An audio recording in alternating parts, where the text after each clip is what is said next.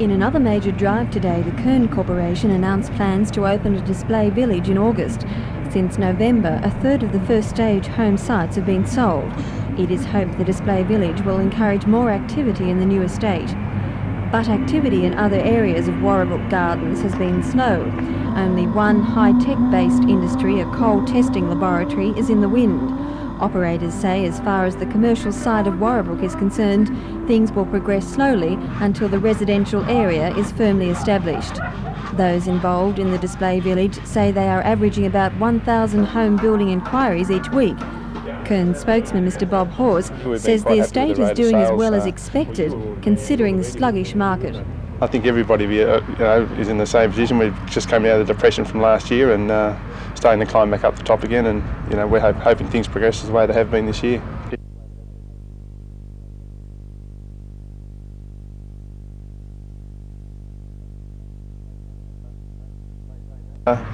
Maintain that and carry us through the life of the estate. It'd be great. The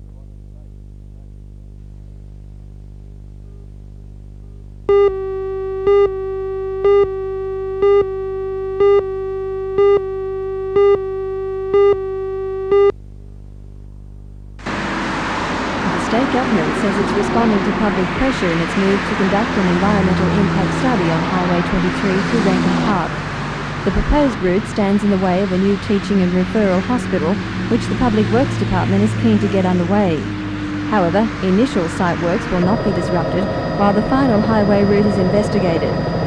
Shortly, the Department of Main Roads will release its options, and residents, the hospital administration and other interested parties will be invited to make submissions. The decision to carry out an EIS follows months of canvassing by local groups concerned about the conflict which exists at the moment between both developments.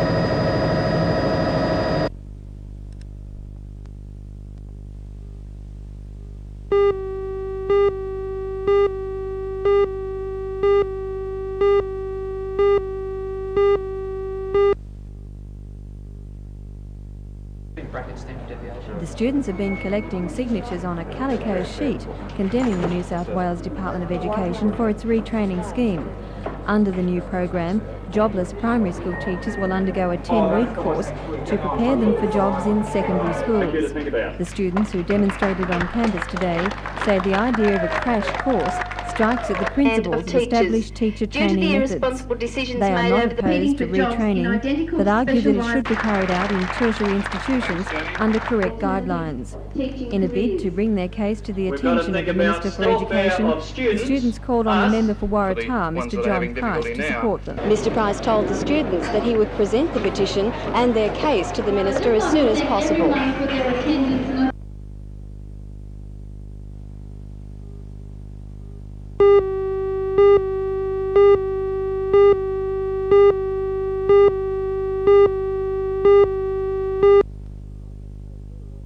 I've been training very well over the last couple of months, and the last few weeks I've put in some really good performances. I think I'm running probably the best of my life, so I've got, I think, a really good chance on Sunday.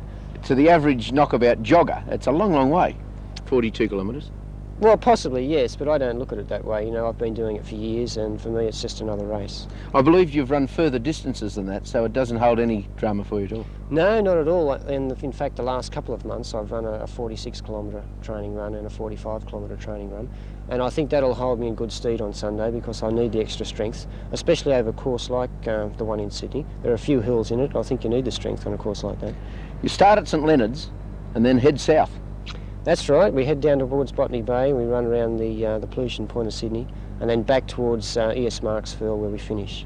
So it's a course that they say is fairly flat, but there's still some pinches. Yes, I think it is a very fast course, obviously because Ron Tabb won it last year in 2:10.54, which is quite a good time, and I think there's a bit of downhill, especially the first part coming down from North Sydney. Down onto the bridge. Down onto the bridge, and I think that'll be a fast start. But yeah, as you said, there are some nice sharp pinches too, which will sort the boys out too. Who's the man to beat? Well, I think there's a couple to beat, a couple of the overseas runners. I think Malcolm East from Great Britain is certainly a big chance. There's a Frenchman from New Caledonia, Alan Lazaire. He's in very good form at the moment. He finished second to Rob de Castella in this national 25k.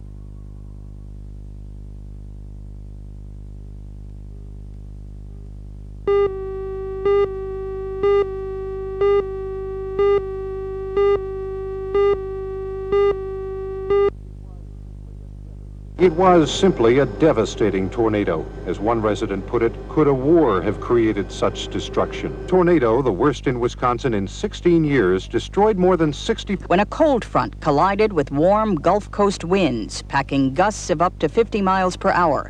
The violent clash created two separate storm tracks, which spawned tornadoes, severe thunderstorms, and high winds in Kansas, Missouri, Iowa, Wisconsin, and Minnesota, and yet another storm system in North Dakota, which battered the nation's midsection.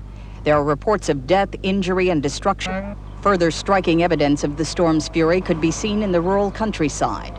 A cow walking...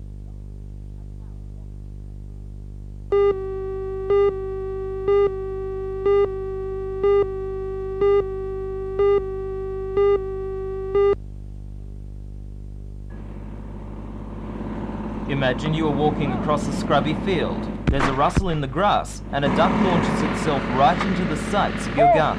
That's one of the scenarios that inspires competition field shooting. The Warkworth Shotgun Club organised its first field shoot last year near Singleton, and the successful event is now being repeated on an annual basis. As with skeet and trap shooting, the targets are clay, but the challenge is greater. Competitors cannot raise their guns until the target has been fired, calling for a faultless aim and the best reflexes. The challenge has attracted not only locals, but competitors from Lightning Ridge and Bathurst. When the field shoot ends tomorrow afternoon, cash and trophy prizes will be presented to the winners in 4 categories.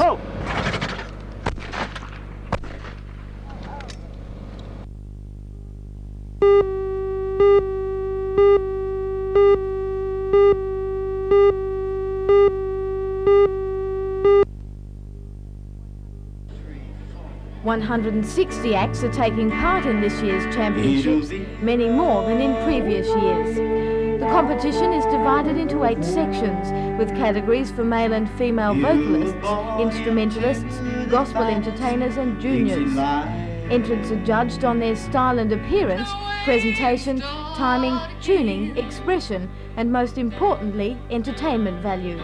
Why can't we be like The president of the Hunter Valley Country Music Association, Mr. Barry Warren, says the main reason for the championships is to encourage new talent. There's so many amateur artists that basically never get a chance to perform in front of a huge crowd like this, and so we have these festivals and our country music championships here in Newcastle Hunter Valley area, and it's just to give those amateur performers a chance to be recognised and to get the experience of performing before these crowds. The championships will conclude tonight. The winners in each section will be announced and then invited to compete for the coveted title of Best Country Music Performer.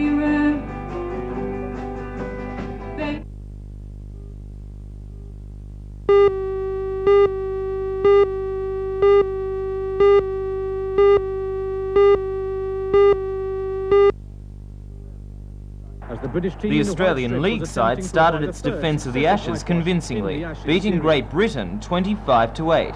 It was a rough match, against Britain's 1. but no more rough than the international soccer clash between Australia and Juventus from Greece. First, Marshall Sofa clashed with Juventus goalie Tacconi. Then later a more serious incident with Australian Charlie Egan felled by the elbow of Brio. Brio received a yellow card, but Egan received 4 stitches to the mouth. When the team stopped fighting and started playing, Radcliffe scored for Australia and Juventus equalised, leaving the match a 1-1 draw. In another international clash, this time in South Africa, the Springboks made England wish they had stayed home, trouncing them 35-9. It was another violent match. But French referee René Urquhart was underway. Back home in a key match of the Sydney League, Canterbury stayed at the top of the ladder, beating St George 8-4. Have you ever seen so many hands trying to grab hold of one little piece of leather? Boy, oh boy, players diving, leaping and doing their damnedest to keep it out. Locally, Lakes beat a disappointing Cessnock 18-14, while Curry had the easiest 40-6 win over Macquarie United.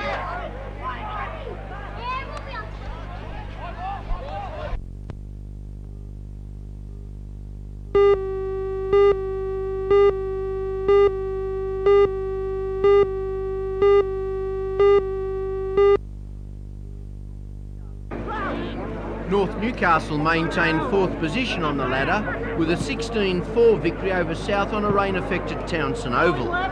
South held on to a 4-4 scoreline before the Blues put it together in the second half to win the match. The other game was a drab affair with Central beating Maitland 12 points to 4. The highlight of the game was a collision between former player and trainer Peter Ilfield, who flattened representative prop forward Newton Burrows of Maitland as he ran on to attend an injured player.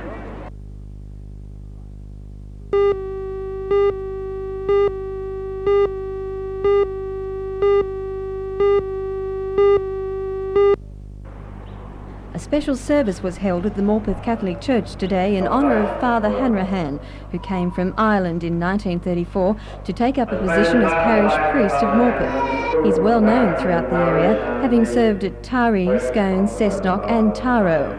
He retired 7 years ago, but today he was invited back to Morpeth Church to honour his 50 years in the priesthood. He was joined by many members of his former congregation and fellow priests. How do you feel today, Father? Well, I feel very happy today.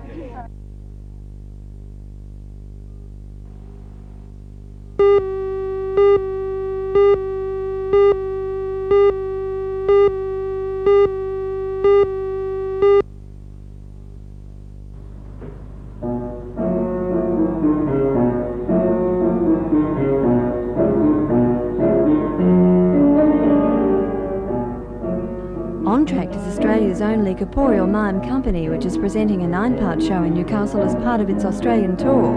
What is corporeal mime? It's an art form of dramatic movement which involves the whole body as a means of expression, as a means of expressing something. So it's a movement art form, of course.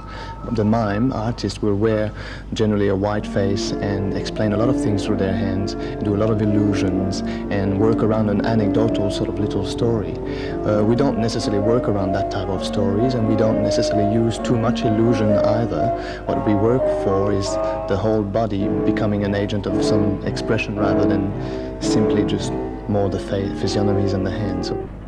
Pierre Thibodeau and his wife Elizabeth, the artistic directors of Entract, appear in the show, which is called Refractions because of its play with light. The company has been invited to take part in the International Mime Festival in France.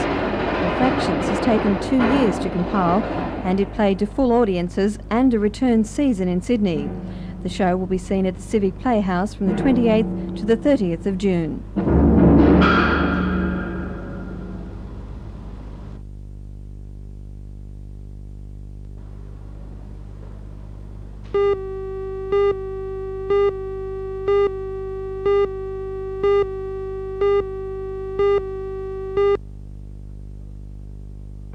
The Hunter Development Board's role in today's seminar is quite simple. Efficient business is good for the hunter, and the costs of workers' compensation today has a significant bearing on business efficiency.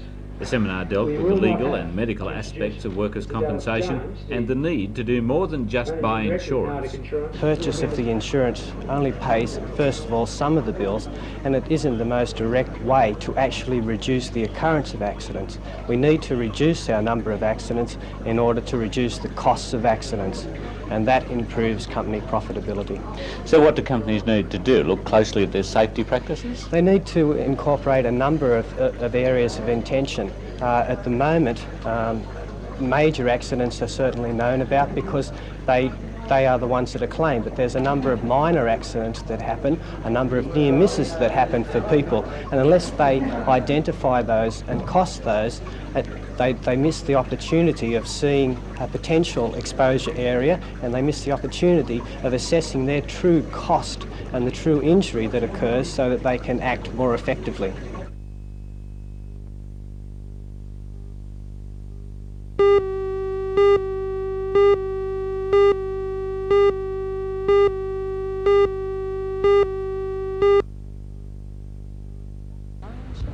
Construction will begin next year on a treatment system aimed at ridding Burwood Beach and surrounding areas of sewage pollution. The Hunter District Water Board has selected a composite of the 2 major options favoured equally by the public. The board says work will be carried out within the scope of its normal capital works program over 5 years, with no additional cost to the ratepayer. The Burwood Beach pumping station will be upgraded and a secondary treatment system introduced with 12 new milliscreens, aeration tanks and clarifiers. The product will be equivalent to an inland standard treated effluent. What the board terms as clear effluent will be pumped through an ocean outfall tunnel 1,500 metres out to sea. The dogleg is to avoid geological faults. The effluent will be dispersed upon a reef. This enables the board to construct a diffusion system on the rock. While construction will take 5 years, our pollution problems may start to improve before that with the completion of the tunnel ahead of the rest of the project. Ultimately, land at Murdering Gully will be released for recreation. Now, when this treatment plan is completed, can you assure Newcastle that there'll be no more pollution on our beaches? This particular system, the combination of treatment and tunnel, will ensure that there will be no pollution on any of Newcastle beaches. Burwood Beach, the system has been designed so that Burwood Beach itself will be of bathing water standard. At all times? At all times.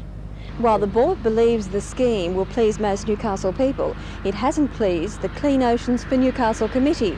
The committee wants nothing less than a recycling system for industrial purposes. We're not happy about the decision that the water board's made. We wanted a complete recycling. The way it is now, with a tunnel, it means that the beach will still be polluted under certain conditions.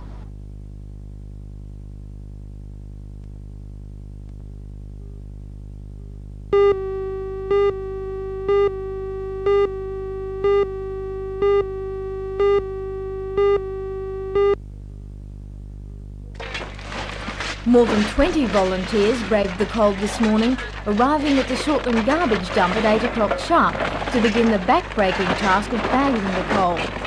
The team was recruited from 3 of the city's service clubs, Rotary and Rotaract of Mayfield and the Katara Rovers. They had the operation down to a fine art, with some members shoveling while others held the bags. The rest secured them with wire ties. The result of all the hard work, which took the group up until lunchtime, was 445 kilogram bags of coal, which will prevent many pensioners in the city from spending a cold and uncomfortable winter.